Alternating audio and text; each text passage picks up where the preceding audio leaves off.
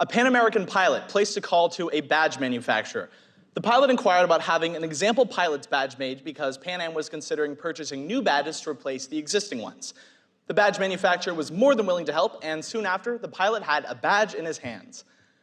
This pilot, though, was so successful over the 4 years after that phone call, he made literally millions of dollars flying all over the world.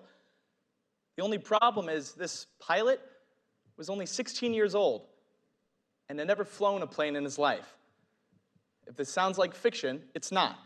It's the story of Frank Abagnale Jr., one of the world's most famous con men, depicted in Steven Spielberg's Catch Me If You Can.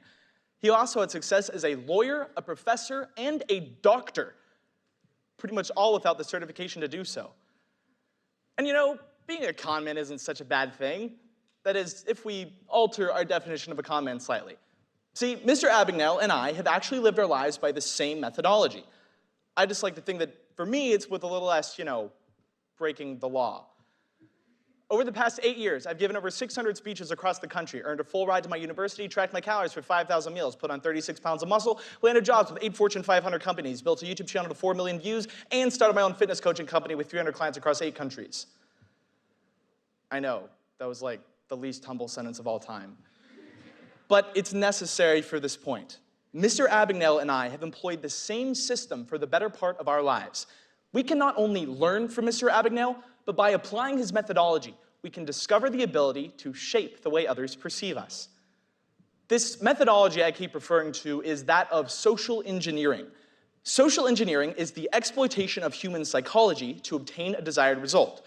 Now, historically, the term has been used in a negative context. It's the art of human hacking used to breach corporate America. It's convincing someone to give you a password rather than having to crack the code yourself. But my challenge to you is to take everything I've just said and flip it on its head. What if instead of hacking into people to undermine companies, we hacked into people, employers, and clients for mutual benefit? What if every interaction was a new opportunity to showcase not the best, but the most ideal side of yourself? That's all it takes to be a con man, and by that I mean a confidence man. That is, after all, how the term originated in an 1849 newspaper article about a criminal. Here's an analogy. A brilliant mind teeters on the edge of insanity and pure genius. As my 6th grade English teacher put it, it's the difference between Adolf Hitler and Albert Einstein. The same is true of social engineering. An adept social engineer teeters on the edge of manipulative con man and likable Renaissance man. It's the difference between Frank Abagnale Jr. and Thomas Edison. It's a 1% difference, a mere flick of a switch. But the difference in outcome of that 1% is drastic. I'm not suggesting or condoning lying as a true con man might. I am, however, suggesting that we can make ourselves more fit for any situation based on how we choose to shape our identity. Now, let's take a step back and break down how you socially engineer others' perceptions of you. See, people form their perceptions based on the stories you and others tell about yourself. You can't really control what others say about you, so that leaves you. In order to shape others' perceptions, you need to be able to tell stories. The key being stories, plural. William Shakespeare says, "All the world's a stage." I contend that this is true, literally, that we go through life playing characters on the world stage. We're essentially always acting, performing, and choosing what role we play. But if you only have one shtick, you have a limited variety of characters to play, a limited variety of stories to tell. Mr. Abagnale had endless stories to socially engineer others, they just weren't true. So let's become master storytellers of our own lives. Social engineering requires the right story for a given situation for a given desired outcome. The easiest way to do this is to have more stories to tell. What I'm getting at is that we become more adept social engineers when we pursue all of our passions. If you don't have multiple passions, or if you don't even have one passion, then you need to try literally everything. I have a list on my phone of everything I've tried over the last 5 years. So far, I've tried 134 different things. Of those, I've been told no 72 times, and yes, the other 62. Here's the list I'm referring to. Ignore the black bars. I've simply censored things I can't share publicly for personal or legal reasons. These things have ranged from applying to internships, to asking girls on dates, to auditioning for the same improv troupe 3 times. I never made it. To trying and failing to make it onto American Ninja Warrior. But some of the things that have had the greatest impact on my life are the things I never got a yes or no answer for, because I never had to ask for permission. I started my YouTube channel, my Instagram page, and my Lyons coaching business, all without asking for permission. Because sometimes you don't need permission to pursue your passions. If you take away nothing else, make a yes or no list, and failure becomes gamified. Win or lose, fail or succeed, you come out the other side with a new story to tell. By trying so many different things, rather than having to lie as a con man might, I have so many more stories from which to choose from when talking to people. This makes social engineering much easier and smoother. With a myriad of stories at your disposal, you can answer questions based solely on how you want to be perceived, rather than based on the only answer available. The culminating moment for me, when all this clicked, was in my interview with AT&T, the first big company I'd ever interviewed for. It was for a technology operations role, but there wasn't anything in particular on my resume that qualified me for it. I'd actually made about 1/3 of my resume fitness related. It was so atypical, the interviewer couldn't help but ask about fitness. This was the first step in socially engineering my interviewer. I kid you not, by the final question of my AT&T interview, the interviewer holds up a cookie and asks, "Can I eat this?" I laughed at first, but then I realized he was being serious. I then launched into a detailed explanation of macromolecule breakdowns and daily calorie goals based on things like height, weight, and gender. And assuming he was around a 6-foot-tall male, around 175 pounds, looking to put on just a little bit of muscle, he could be eating in the neighborhood of around 3,200 calories a day, in which case he could definitely eat the cookie. But if he was a 4'11" female looking to cut weight, she might only be able to eat 1,500 calories a day, in which case probably couldn't eat the cookie. But yes, you can eat the cookie. And yes, I got the job. What happened there was I got to talk about the single thing in this world that I am most confident about. Fitness. All because I socially engineered my interviewer to focus on that side of who I am. Here's what's even crazier. This extends well beyond the interview room and into the palm of your hands. eMarketer reports that the average adult spends 3.5 hours per day on their phones, with 90% of that time spent on apps.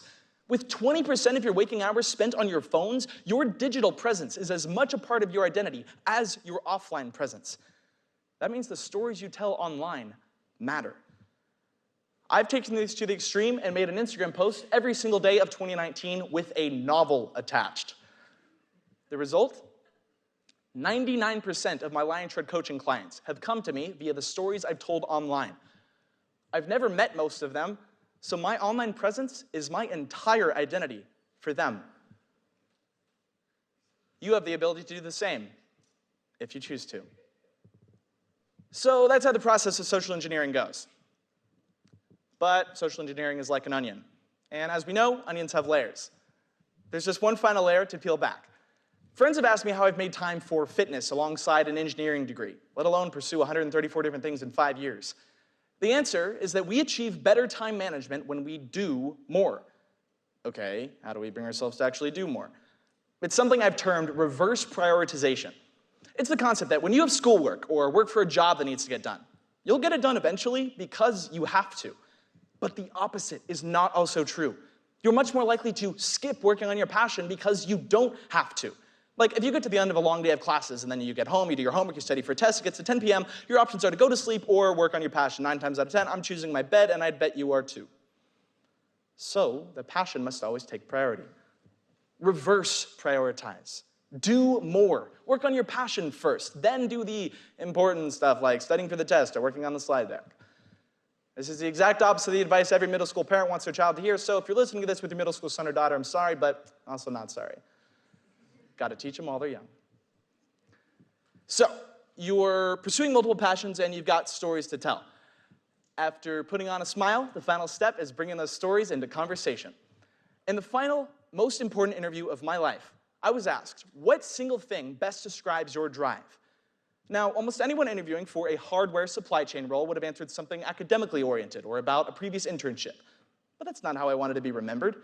Instead, I answered, American Ninja Warrior is the thing that best describes my drive. Ever since auditioning for the show in 2017 and not making it, it's given me something bigger than myself to work toward. It's this larger-than-life goal off in the distance that drives my daily actions. Like, if I considered skipping a workout, I reminded myself that my competition was training. It's constantly there to push me to become the best version of myself, and that discipline is transferred into every facet of my life. So what did I do there? I pulled from my mental database of stories, found the one that was both applicable and unique, and connected it to my overall brand, making me and my story unforgettable. That's how I socially engineered my interviewer. And that is how I conned my way into a job at Microsoft. With the new definition of conned, I should clarify, I didn't lie to get a job at Microsoft, or I probably wouldn't have a job anymore. Anyway, this entire speech has essentially been me socially engineering you to see me a particular way. As I mentioned, I've tried over 100 things. I could have told you about any of them. I could have told you about how I was featured on CBS News for the Lyons shred. I could have told you about how I auditioned for Power Rangers, which would have displaced me to New Zealand for 6 months.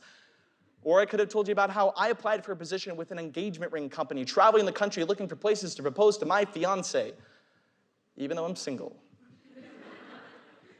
But I didn't. I chose to tell you about 11 specific stories. No one else told me what stories to tell you. I chose them. And in any situation, you get to choose how you shape the way others perceive you. Some may see social engineering as manipulative, but it's nothing more than choosing who you want to be and presenting that image to others. Let's call it what it is. It's not conning at all. It's engineering your identity. As a final analogy, when you audition for American Ninja Warrior, you're told that making it on the show is 50% story and 50% strength. I contend that it's 100% story and 100% strength because your story is more powerful than anything else. After spending a full year crafting my story, on February 19, 2018, I got the call I've been dreaming of my whole life. I made it onto American Ninja Warrior. If you take away nothing else, it's that in order to influence the minds of others, you must first master your own. Then, and only then, can you become a true con man.